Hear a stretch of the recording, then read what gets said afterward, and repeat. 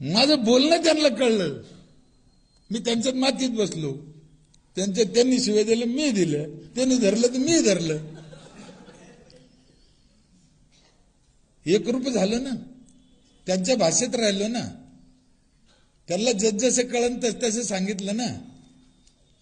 आम्ही एकदा सांगून दिलं आणि गज बसलो का असं नाही चालत.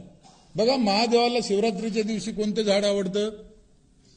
वेलाचं. इथं बसलेल्या सगळ्या लोकांना माहिती आहे. हे कोणातरी गुरुजीने सांगितलं. आता त्याला काय वाटलं, हे पुढे चांगलं होऊन जाईल. तुम्ही विद्वान लोक आहे. महादेवाला जर बेल आवडतो तर आम्ही शिवरात्रीच्या दिवशी काय करायला पाहिजे? असलं कोणी तर मी इथं पाय धरीन त्याचे, बेल लावणाराचे. नाही, आम्ही काय केलं माहितीये? एक अर्ध कुठं येतं पुरं वरवडून आणलं आणि त्याच्या बोकंडी टाकून दिलं. तुला आवडतं ते घे. लावीन कोण? त्या गुरुजीने पूर्ण सांगितलं असतं ना की शिवरात्रीला आयुष्यात एकदा तरी बेल लावा, तर कितीतरी बेल झाले असते. अंदाज नसता आला एवढा. ही त्याची चूक आहे असं नाही, याची चूक आहे असं. पण तो गॅप राहिला, गॅप.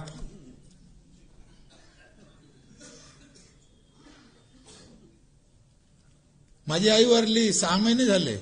ती राख मी पैठणला नाही नेली राखीला. गंगा जनरली काय करते, गंगाला नेते म्हणे. मी 5 खड्डे केले तिथंच. 5 खड्ड्यात थोडी थोडी टाकली, 5 झाडं लावून टाकली. मस्त लागलं आईचं.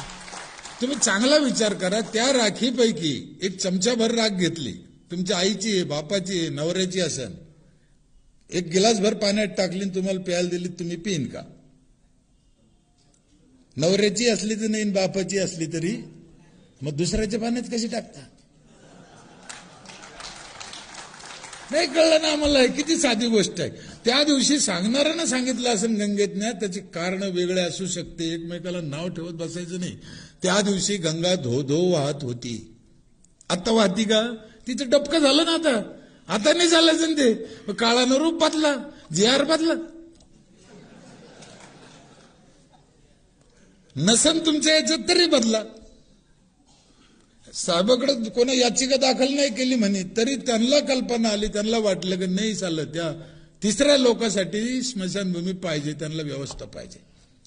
होऊ शकतं ना. काय मरमर आहे, काय परेशान. आम्हाला वाटलं पाहिजे, आम्हीच पुढे होऊन करायचं नाही. का नाही करायचं? अनेक गोष्टी आहे, अनेक परंपरा आहे, विविधता आहे.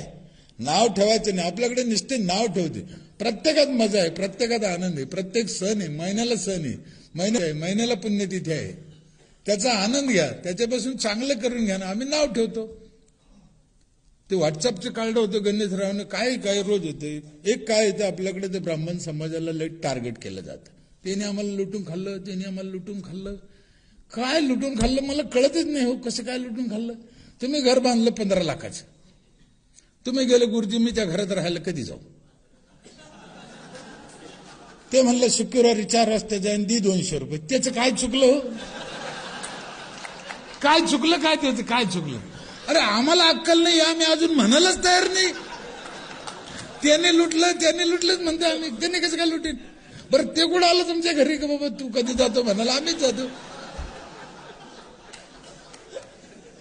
म्हणजे आमचा कमकुवतपणा, आमचा मूर्खपणा दुसऱ्यावर ढकलायचं ही रीत पडली आमच्याकडे. असं नाही होत. आणखीन ह्याच्या पुढची गंमत सांगू. आमचे गुरुजी बसलेले आहे. आता बकरी जर वाघाच्या पिंजऱ्यात गेली, तो काय म्हणून मला महाशिवरात्र आहे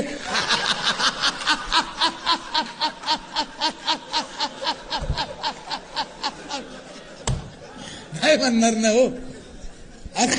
असे वाघ, असे झाळे. हा विषय जातीचा नाही. एक जात आहे, एक हलकटाची जात, एक मध्यम हलकट, एक उच्च हलकट. आणि हे प्रत्येक जातीत आहे. त्यांची जात वेगळी आहे, पण आपण जातीचं वर्गीकरण वेगळं करतो. इथं बसलेले कोणते एका जातीचे नाहीये. खरं सांगू तुम्हाला, इथं बसलेले सगळे एकाच जातीचे म्हणून एका ठिकाणी बसले. हे आम्हाला कळण त्या दिवशी, तेव्हा आमचा विकास होईल ना. हाच मोठा फॉल्ट आहे आमच्यात. वर्गीकरण वेगळं वेगळं करतो. चांगल्याची जात आहे ती चांगलीच राहणार आहे. एका बाजूनं वृद्धाश्रम खुलते, एका बाजूनं आई वडिलांचे अनेक वर्षे असे कार्यक्रम करते. ही एक जात आहे ना चांगल्याची. म्हणून मला आता तुम्हाला एकच विनंती करायची, तुमची आमची जी जात आहे ना, हे वझ तुमच्या आमच्यावरच आहे. आणि आपण दरवाजा लावून बसतो ते करतील म्हणतो, होणार नाही. तुम्हाला आम्हाला पुढे यावं लागणार आहे, तुम्हाला आम्हाला हे करावं लागणार आहे. ज्यांच्याकडून होणारच नाही त्यांच्या भरोश्यावर आम्ही बसलो. आपल्याला त्यांनाही नाव ठेवायचं नाही, त्यांची जातच वेगळी आहे. 7,000 आमदार झाले म्हणते आतापर्यंत आपल्या महाराष्ट्रात. किती? एका आमदाराने एका पंचवार्षिक योजनेत एका गावाचं कल्याण केलं असतं तरी 7,000 गावं झाले असते. मग जिल्हा परिषद सदस्य, अध्यक्ष, सरपंच, सभापती, पंचायत समिती हे तर कानू किती झाले पता नाही. काय बरं, एक तुम्हाला साधा प्रश्न विचारतो, याच्यातल्या कोणाला अक्कल नाहीये?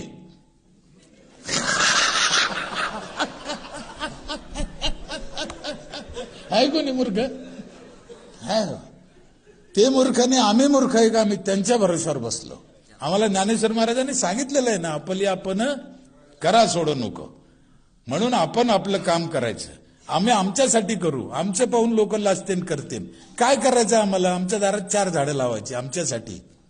एका माणसाला 4 झाडाचा ऑक्सिजन लागतो रोज, एका माणसाला. आम्हाला काय शिकवलं? या जगात माणूस जन्माला आला तर सगळ्यात आधी त्याला आईचं दूध लागतं. 100% खोटं आहे. सगळ्यात आधी त्याला ऑक्सिजन लागतो, तो झाडातून मिळतो.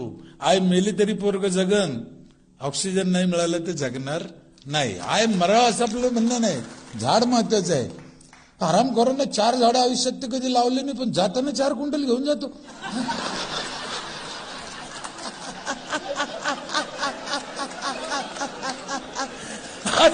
त्याला वड्याला फेकून द्यावं, त्याला कधी लावलं का म्हणा, विचारान त्याला, द्या ना फेकून. फळाचे लावा झाडं, पोरं फळं खातेन. मी गावोगाव 4,000 गावात गेलो मी आतापर्यंत. 15 लाख किलोमीटर प्रवास झाला माझ्या गाडीत. मी म्हणलं कलाम साहेबांनी आम्हाला सांगितलं जाणार, शेवटपर्यंत जाणार.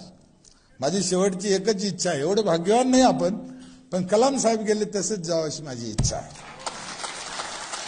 काय लागत नाही आपल्याला जीवनात, दुसरं काय लागत नाही. काही घेणं नाही, देणं नाही. कशाला काय पाहिजे? काय करता? डोक्याला ताण येतो.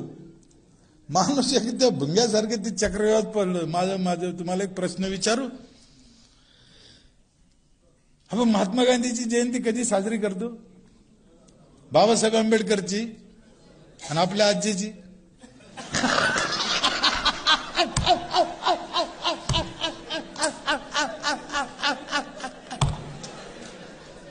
काय गंमत झाली बा. आज्यानं वाडा ठेवला, आज्याने वावर ठेवला, आज्यानं लग्न केलं आमचं.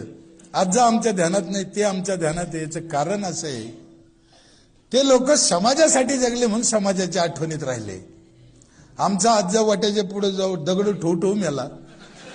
कधी नगरपालिकेची पट्टी भरली नाही, कधी कोणाला सोयीनं बोलला नाही. याला कोण ध्यानात ठेवीन? मग आता आम्ही असा विचार करायचा आहे का आम्ही कोणासारखं जगायचं? आम्ही इथे जन्माला आलो कशासाठी? आमचं नेमकं काय काम आहे? येताना काही आणलं नाही, जाताना काही न्यायचं नाही, कोणालाच नाही, सगळ्याला माहिती आहे. मग कशासाठी आलो इथं? मग आम्हाला साने गुरुजींनी सांगितले, खरा तो एकची धर्म जगाला प्रेम अर्पावी, जगी जे ही नातपत दलित तया जावो निवठवा. आम्ही म्हणतो, करत नाही. हो, करत नाही. काय लागत नाही हो. आमच्या गाडगेबाबाचं पोरगं वारलं, निरोप आला, त्यांना एका गावात कीर्तन करीत होते. आता वारलंच म्हणे, मी आल्यावर कुठे जिंद करीन त्याला? घ्या मौत करून. कलाम साहेबाच्या घरी गेलो मी रामेश्वरला. नंतर त्यांच्या भावाला भेटलो, अजून मंजुरी करते. काय उदाहरण काय पाहिजे मला? कलाम साहेब जास्त का भावले? मागचे तिन्ही जे नावं घेतले मी, तुकाराम महाराज, गाडगेबाबा, तुकडी, मी पाहिले नाही. आपले अनेक संत राष्ट्रपुरुष आहे आपल्या देशात, शिवाजी महाराज, बाबासाहेब आंबेडकर, सावित्रीबाई, पण आपण नाही पाहिले. मी पाहिले, कलाम साहेब पाहिले, स्वतः कळले. ते काय पाहिजे? लग्न नाही केलं आपल्यासाठी. आम्हाला त्यांच्या धर्मातल्या 2-2 बायका दिसतात, 4-4 पोरं दिसते, पण कलाम साहेब बिगर लग्नाचे राहिले हे काऊन दिसत नाही आम्हाला? काय पाहायचं? इथेच तर ठरवायचंय ना. मी 4 पोरं 2 बायकाचं समर्थन करतो असं नाही, पण आम्हाला चांगलं दिसलं पाहिजे. वाईटावर का नजर जाते आमची?